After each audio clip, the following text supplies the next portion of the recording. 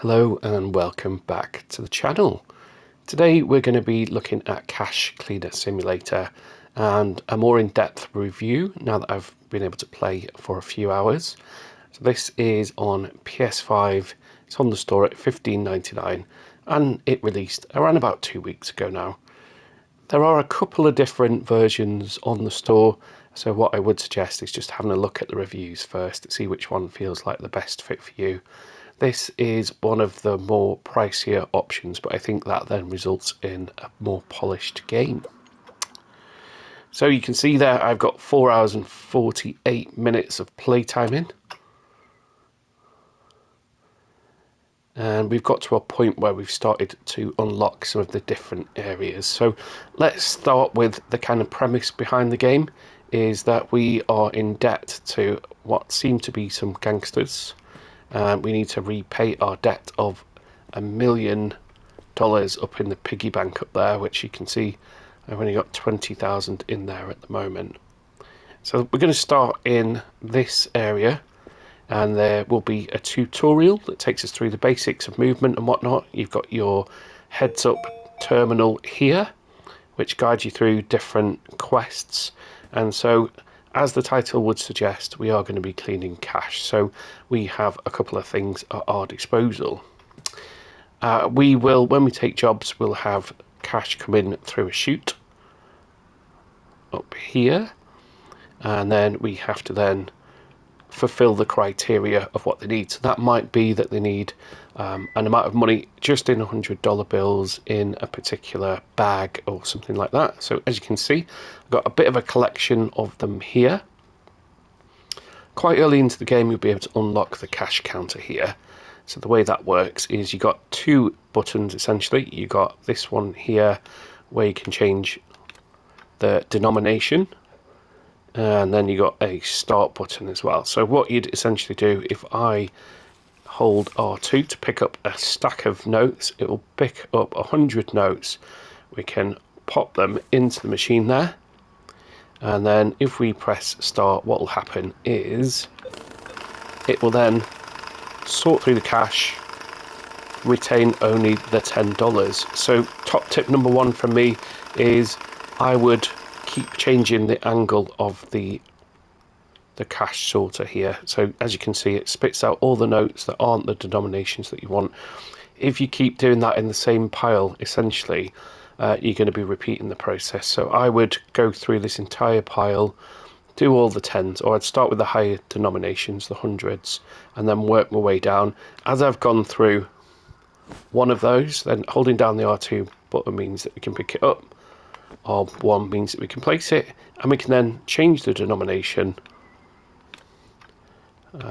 So let's just say 100s here, although we've got tens in there, and that will then spit out all the notes that we don't want into a different pile, so we can keep ourselves organized.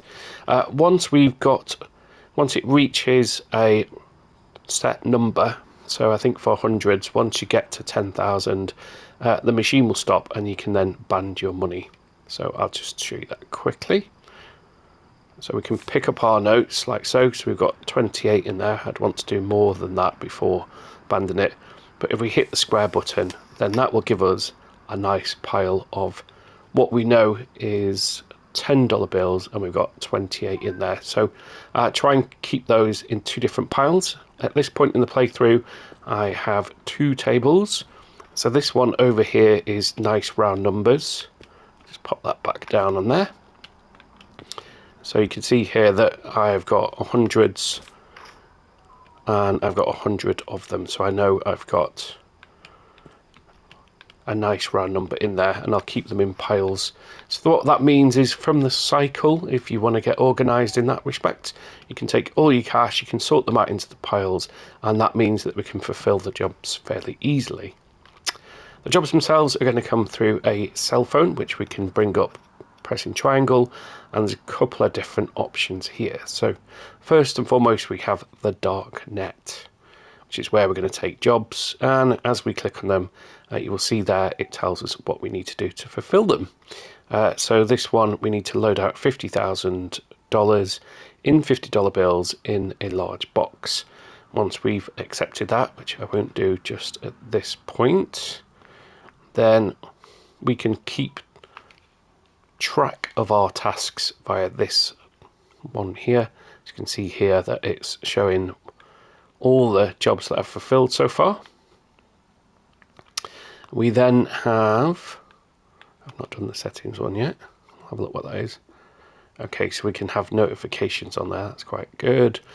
Messenger, we'll get some messages on there, which will basically be a bit of dialogue about the jobs that we take. There we go. And we also have the black market. So this is where we can buy various different things. So you've got your consumables there. So you've got bill straps, money tape, plastic wrap, all those kind of things. We then have, we can upgrade our different tools. So at the moment we've only got a money counter, but you can see that you can then get a marked bills sorter, a washing machine to clean money. There's quite a lot of depth actually to those different things. We have supplies, which we saw a bit of there, and then miscellaneous items as well. So that is your basic gameplay loop, is that you're going to be taking jobs that you fulfill. Once you've got your denominations in the packaging that they've asked for, so you've fulfilled all the criteria, then you can pop that onto the conveyor belt, which initially, when you first go into the playthrough, will be here. I've now opened up, and that kind of follows a bit of a story arc. So essentially, there's a bit of an explosion, and we can now start keeping things tidy. So beforehand, as you can see, we had to keep everything just chucked in a corner. I'm going to keep some of these that I can potentially use to put money in, albeit that those are dirty. So let's just have a look. So we can pick these up, we can have a look inside. Good job we didn't chuck that in the incinerator, because it has got cash inside of it.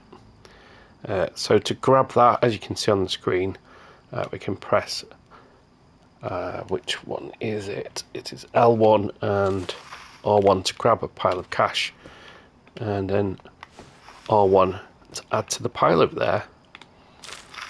That's just wrapping, so we don't need that. As you can see there, I pressed the wrong button and threw it. And then to keep things nice and clean, we've got an incinerator. And we can throw that in there. There we go. Couple of different things that have opened up as well. We'll just sort this out. That looks like it's a bit wonky. So this is something that I've recently unlocked. So as you can see, it's taken about 5 hours of gameplay to get to this point. I wouldn't describe it as a complete grind fest. I think it's quite well paced in that you can take different jobs. There's a bit of variety to it, and there's a certain satisfaction in fulfilling those jobs. So you can get all of your preparation done first. As we showed there, you can get your different denominations. You can tape them up so that you know that you've got stacks of cash, because otherwise it is quite easy to lose track. So if you've got varying different values of stacks, then you need a bit of maths to get exactly the right amount. You will get rewards as you complete the tasks, which mean that you can progress, so you'll get extra points for delivering the perfect order, so the perfect amount of cash in just one order. What you can sometimes find is if that you've miscounted, when you put the items on the conveyor belt, it will accept the order, and then the heads-up display will tell you how much of the cash you have met, and that means that you potentially then have to go and buy further bags and whatnot. So you're not completing a perfect order in one delivery, you're doing a few, and that will affect the reward points that you get. There's another couple of nice touches, some collectibles here. So you can see there that there's some marked money, which you can collect on bills and pop in there. There are also some coins. So at the moment we've just got the Pitcoin token, but there's other tokens that we can collect. So from the cash fulfillment, there are also then some other elements. So there will be some marked bills. You will get some deliveries where there's potentially ink stains on them. So you can see, I think I might have thrown it in the furnace actually. One of the delivery collection bags, or the coin collection bags, the ones that have the purple ink in, so some of those can mark it. There's also sometimes some wet dollar bills, which I guess we're now going to be putting in the dryer over here. So that's new to my gameplay at the moment. So once we've got some, I'll try that out. And then just recently, I've just opened up this new area here. So we've actually moved, our conveyor belt has moved over here to fulfill our orders. So we can switch it on and off with R2 there. We can just leave it running, there's no need to switch it off really. We then have, at this point, so we'll just put something in there, we've got some cash down here, which we'll grab, and we can pop that then into this tube.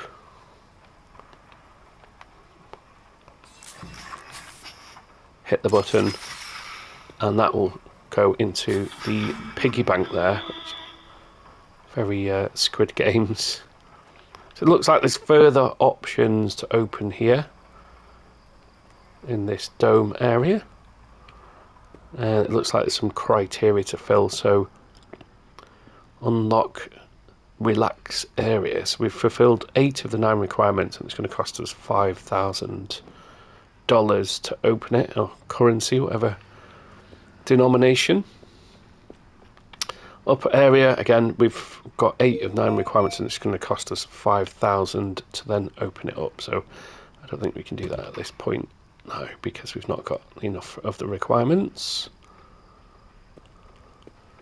So the art style, you can see it's pretty well made out. A lot of the simulator games feel like almost copy and paste scenarios.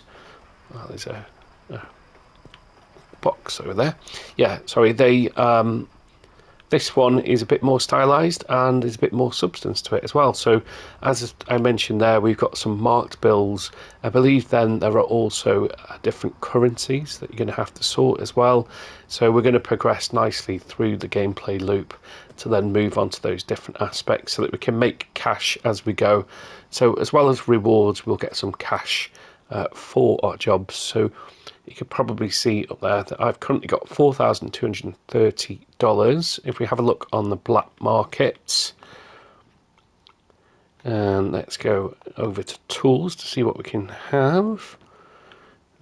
So you can see there we can purchase an ink and gram sponge to clean those marked bills. That's very, very cheap at $4. I'm not sure what a label remover or gun would be for. Portable UV lamp so that we can check for marked bills. We can also buy that marked bill sorter, which will be helpful. The shopping cart, we already have one from the outset, so I'm not sure where we need to buy another. You can pick up piles of cash, which I'll show you, and put them into the shopping trolley with, as you can see, not all of it has gone in. So if you hold down the R2 button and hover over the notes, it'll pick them up in nice little piles like this. Or you can just pick a pile up and chuck it into the shopping trolley, and as you can see, it'll put them in nice little rows there. So it won't sort out the different denominations, and unfortunately you can't just grab one pile at one time. So it is useful, but it has limited uses. Storage racks at first kind of seem a little bit pointless because it's quite hard to put stuff on there, but what you can do there is you can pick it up, and if you hold down the R1 button, then on your right thumbstick to go up or down, you can make it fit onto the shelf nicely. It took me a little while to work that one out, like so. There's a couple of different things in the environment as well. I don't know whether these unlock later on, but they appear to be like a little radio and some speakers. In terms of looking for marked bills, it's actually quite involved. So if I grab a small handful, so we get 100 there, then what we have to do is we'll chuck them down into there, and then you can probably see on the bottom left you've then got a couple of different options. So if we go and we've got a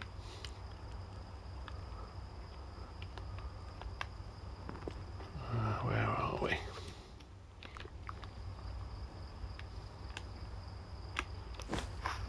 So if we press the square button, then we've got two different options. We've got the ones we want to keep, we're going to put in the stash bin, and the ones we want to recycle, we're going to put in the trash bin.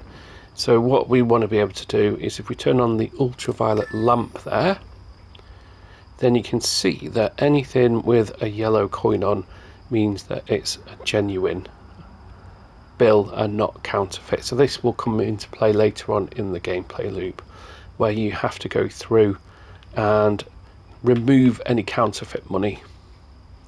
So if I just pick up the stash bin, for example, then I can move the cursor around to make sure that I'm just picking these up. Put that back down. And as you can see, they're not all currently turned over at the moment. So what we then have to do is essentially pick them all up and throw them in again, and then you get more that are face up. Again, press your square button, ultraviolet, and you can see now that there are more in there. So yeah, it's quite an involved process. If you purchased a simulator game, it's usually because it's more of a relaxed playthrough, a bit of enjoyment through the repetition and achievement. So there's certainly a couple of things here to keep us interested. So we've got those marked bills, we've also got the ink and the sponge there to be able to clean that off. So if I just grab that, and you can see that it kind of goes over the bills and cleans them. So yeah, I would sum this up as one of my current favourite simulator games, actually. If you're familiar with the channel, you'll know that I've jumped back into VR, and there's some VR content on there.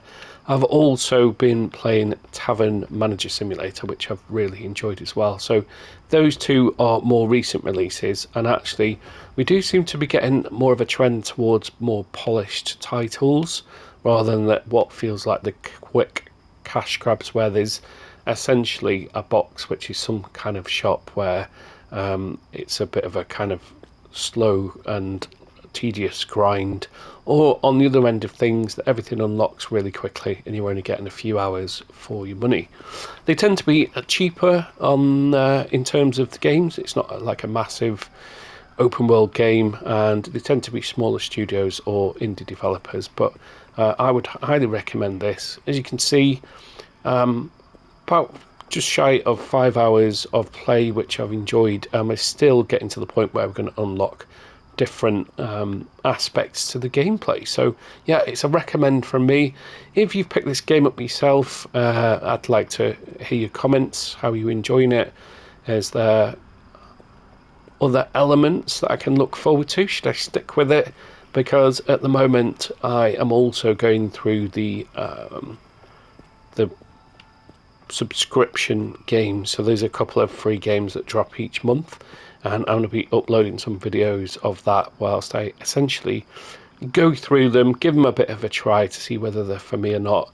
And as I mentioned earlier, I've very much enjoyed jumping back onto the PSVR 2, and I've put quite a number of hours into No Man's Sky. So if you're interested in that, then please do check out the channel. If you hit that subscribe button, it would help me out massively. And thank you for watching.